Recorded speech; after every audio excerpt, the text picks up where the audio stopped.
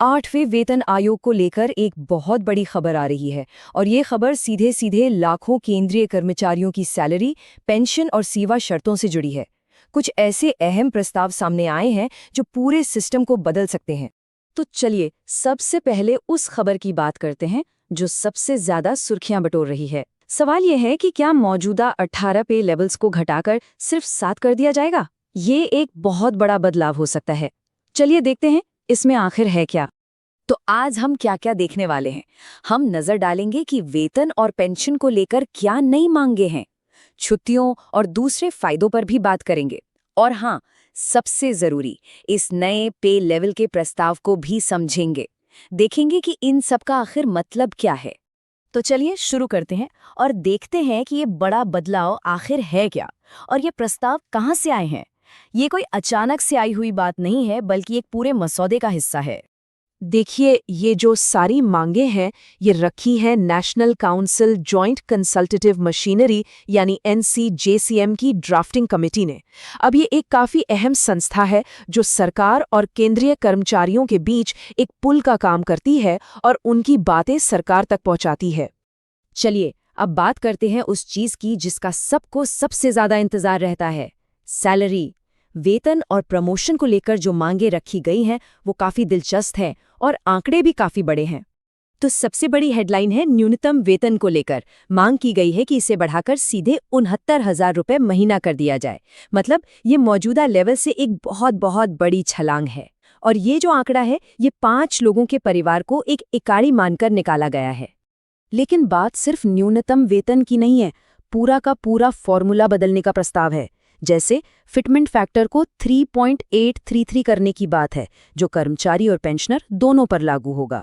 फिर जो सालाना इंक्रीमेंट है उसे 3% से सीधे डबल यानी 6% करने की मांग है। और सोचिए, करियर में प्रमोशन के लिए जो MACP मिलता है उसे 30 साल में 3 के बजाय 5 बार देने का प्रस्ताव है। और ये सब लागू करने की तारीख रखी गई है 1 जनवरी 2026। सैलरी की बात तो हो गई, लेकिन रिटायरमेंट के बाद क्या? चलिए अब पेंशन और रिटायरमेंट से जुड़ी मांगों पर नजर डालते हैं, क्योंकि यहाँ भी कुछ बड़े बदलावों की बात हो रही है।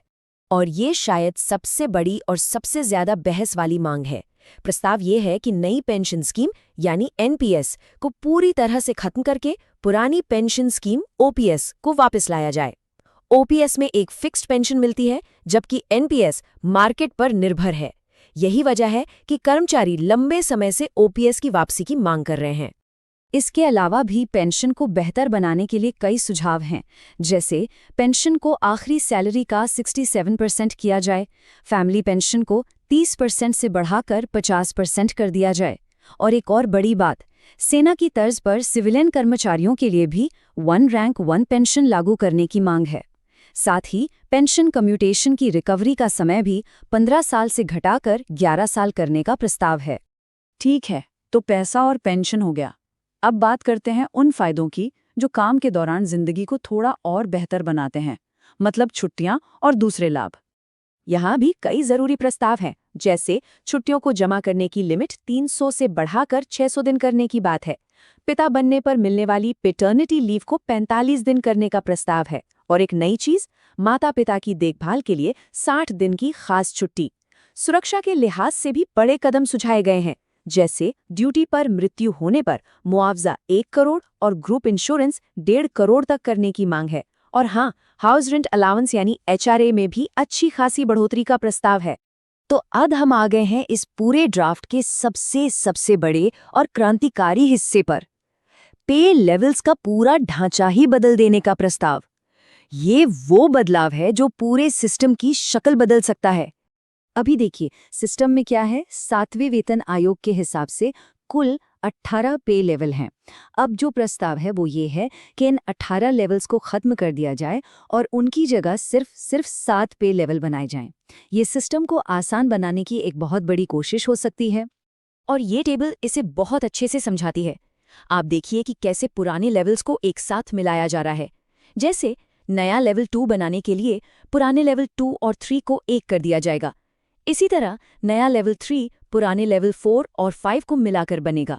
और सबसे बड़ा बदलाव देखिए, नया लेवल 7 पुराने लेवल 11 से लेकर 17 तक इन सभी को अपने अंदर समेट लेगा। और हर नए लेवल के लिए एक नया मिनिमम पे भी तय किया गया है।